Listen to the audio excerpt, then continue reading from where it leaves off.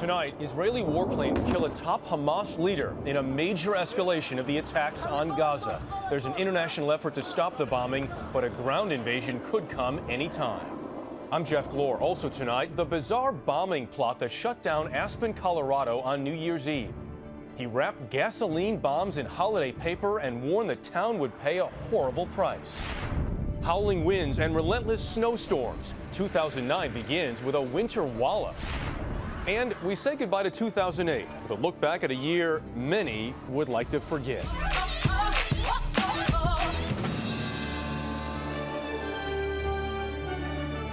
This is the CBS Evening News with Katie Couric.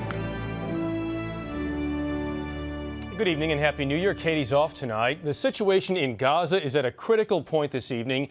Israeli leaders face a decision: use ground troops to fight Hamas or bow to international pressure to halt the attacks. Today they increased their air assault, dropping a 1-ton bomb on the home of a top Hamas leader and killing him. Hamas, meanwhile, fired at least 30 rockets of its own into Israel.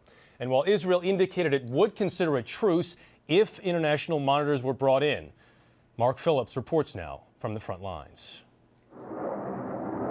Now it's getting personal. Having battered Gaza for 6 days, Israeli bombers have begun to go after Gaza's Hamas leadership. This used to be the house of Nizar Ryan, one of Hamas's main ideologues who the Israelis say preached a doctrine of suicide bombing and even sacrificed his own son on a mission that also killed 2 Israelis. Ryan and several of his wives and children were killed here. Just yesterday, Ryan said God had promised Hamas either victory or martyrdom. Today, he found out which.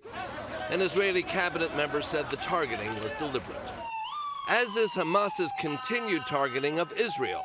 This rocket landed in the port city of Ashdod, destroying the apartment of taxi driver Yigal Levy, who luckily was out working when it hit. His home is gone, but not his support for the war.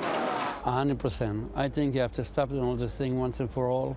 Every Hamas rocket that lands in Israel not only prolongs this campaign, it makes an escalation to the next phase even more probable. The Israeli intent was to stop this sort of thing, not make more of it.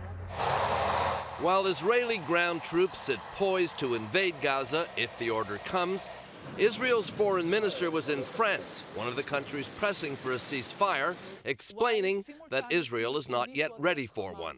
The only way to see a change in the region is to help the moderates, but simultaneously to attack and to keep the pressure on the extremists like Hamas. But the pressure is not just being felt by Hamas extremists. However well they are aimed, the bombs kill and injure the innocents as well. Israel says there is no humanitarian crisis in Gaza. Mark Phillips, CBS News, Ashdod. In Iraq, New Year's Day marked another major milestone in the war and the gradual U.S. handover of power to Iraqi authorities. Under a new security agreement, the U.S. transferred control of Baghdad's Green Zone, the site of American headquarters. Also, as of today, U.S. troops throughout Iraq are officially operating under Iraqi control. Back home now, Aspen, Colorado will celebrate the new year after all. Fireworks are planned in the resort town tonight after a bizarre bomb plot forced last night's show to be canceled abruptly. Homes, restaurants, and downtown bars were evacuated, and it turns out that threat was real.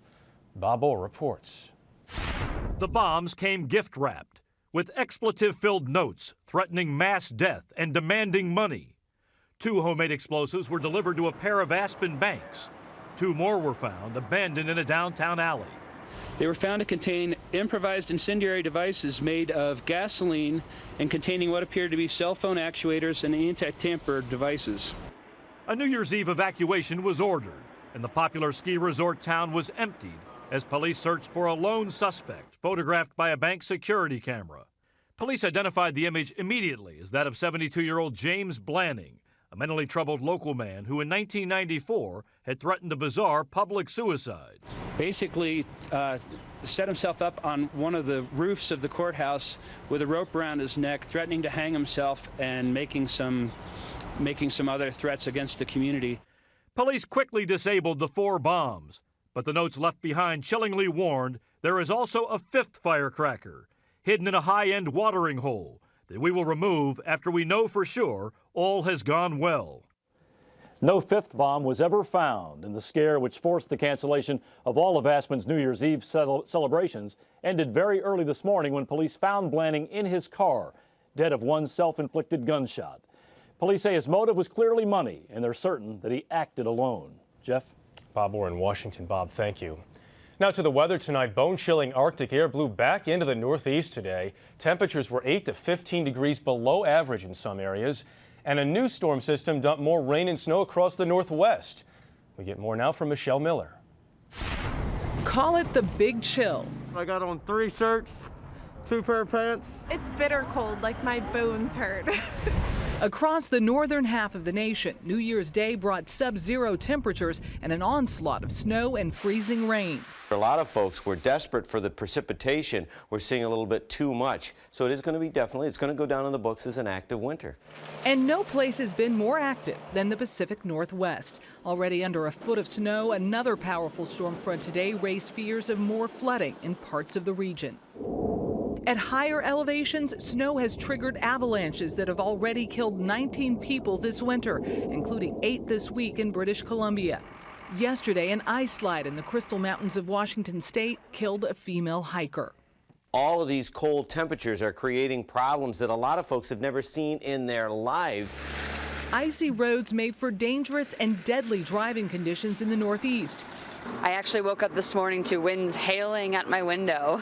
But further down the East Coast, it was the wind that left its mark. I heard a great almighty thump as the tree hit the side of the house. Gusts as high as 60 miles an hour toppled trees and took out power lines. More than 50,000 homes and businesses are without electricity from Philadelphia to Washington, D.C.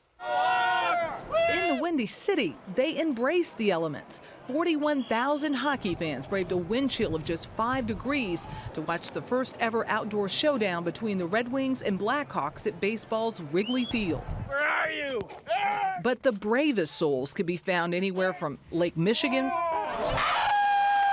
to Coney Island, joining in a defiant New Year's tradition. That's cold, but the coldest part of the nation, a wide swath between Montana and Wisconsin. And in North Dakota, Jeff, wind chills are expected in the negative 20s. No fun at all, Michelle. Are the experts saying what's ahead for the rest of winter now? But it really depends on where you live. According to the Climate Prediction Center, the Northwest, the Pacific Northwest, which has already been pummeled over the last several weeks, will be colder than normal this winter. The rest of the country will be about average or warmer than normal. Okay, Michelle Miller, thanks so much and Happy New Year's to you. To health news now. New ammunition tonight in the battle against secondhand smoke. The Centers for Disease Control says there's dramatic new evidence that all those public smoking bans are saving lives. More from Mark Strassman. Clear the air in public places, and a new CDC study says heart attacks will drop dramatically for people who don't smoke. Researchers focused on residents in Pueblo, Colorado. In 2003, the city banned smoking in all bars, restaurants, and indoor workplaces. In hospitals there, heart attack admissions plunged 41% over the next 3 years. That 3-year study is the longest ever done on the effects of secondhand smoke. It really is dangerous that even brief exposures, like eating a meal in a restaurant that allows smoking, can cause a heart attack. That's why in 2003, Mayor Michael Bloomberg drove smokers out of New York City's public places. You don't have a right to hurt others. Many smokers were furious. You don't want to go to a place that has smoking, go to a different restaurant or bar. Not just New York or Pueblo, but 15 states and 330 municipalities across America now have 100% smoking bans in public places. Like the air in the bar, the health benefits are now more clear. This new study suggests secondhand smoke was even more of a threat than most people suspected. We probably have been underestimating the population effect. It's estimated 46,000 non-smokers die every year from heart disease related to secondhand smoke. But because of this new research, the CDC now believes that number could be far higher. Mark Strassman, CBS News, Atlanta. In Bangkok, Thailand, police now say at least 61 people were killed in a New Year's Eve fire in a packed nightclub. Police are not sure what caused it, but this cell phone video shows guests waving sparklers just before the fire erupted. One witness says fireworks ignited foam soundproofing on the ceiling. In Cuba today, President Raul Castro led ceremonies marking the 50th anniversary of the communist revolution that brought his brother Fidel to power. However, that celebration was subdued because of Cuba's economic woes. Still ahead on the CBS Evening News tonight, vacation over, but with the challenges ahead, Barack Obama may wish it wasn't. President-elect Barack Obama and his family are flying to Chicago tonight following a 12-day Hawaii vacation. Then it's down to work. On Monday, Mr. Obama meets with House Speaker Nancy Pelosi to discuss the planned stimulus package aimed at jump-starting the economy. As Ben Tracy reports, it's one of many challenges the next president will face. As Barack Obama trades the white sands of Hawaii for the White House, vacation is definitely over. You have to look at the United States as a dam that's leaking, and it's not going to do good just to stick a finger in one hole.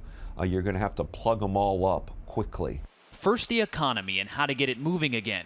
The president-elect wants a stimulus plan on his desk by Inauguration Day that could top $750 billion. The challenge will be getting a stimulus passed in Congress without billions in pork spending, while addressing what caused the recession in the first place. The broken banks, their inability to make credit, the trade deficit with China, and our massive oil imports. With 8 million more foreclosures expected in the next 4 years, Obama must also decide how to help homeowners. Only 357 have applied for help from Congress's latest program. Also, U.S. automakers could be out of cash again by March. The president-elect will need to decide whether to let them go bankrupt or provide more government money. If he gives them too much, if he doesn't permit the automakers to renegotiate effectively with the unions, then a lot of distressed industries will be lining up. And before you know it, it'll be the home builders and everyone else. Then the wars in Iraq and Afghanistan. Casualties in 2008 were the lowest since the Iraq War began in 2003. As of today, our troops now operate under Iraqi control, and Mr. Obama has promised to withdraw our forces from Iraq within 16 months, planning to redeploy more troops to Afghanistan. When you withdraw from an area, it's the toughest part of any military operation. To withdraw properly, protecting your people, protecting your equipment, turning over facilities, property. But as the continued fighting in Gaza this week shows, there will be other conflicts. While pundits say he named a team of rivals, some say given the challenges ahead, Obama needed to. The Obama team says a big reason Hillary Clinton is Secretary of State is that she's a force multiplier. While he's dealing with the economy and Congress at home, she can be representing him on the world stage. Do you want ice cream with it or not? Here in Hawaii, the Obamas have kept a low profile during their vacation. That's a luxury the soon-to-be president won't be able to afford for much longer. Ben Tracy, CBS News, Honolulu. And the Obama team has another challenge, deciding whom to approve as volunteers for events surrounding the inauguration. The Washington Post reports that 60,000 people have applied for 18,000 positions. And speaking of volunteers, about 1,000 are needed to help stage a New Year's tradition, the Rose Parade. The 120th edition today featured 21 marching bands and, of course, those lavish floats. One of the wildest featured a 49-foot-tall robot with fireworks out of its hat. In Philadelphia, elaborate costumes were on display at the Mummers Parade. It was nearly canceled when the city cut funding, but private donors came to the rescue. Tonight, the passing of a man whose name is familiar to millions of college graduates and their parents. Former U.S. Senator Claiborne Pell of Rhode Island was 90 years old. His 1965 legislation paved the way for government aid to low-income students, what became known as Pell Grants. Pell died after a long battle against Parkinson's.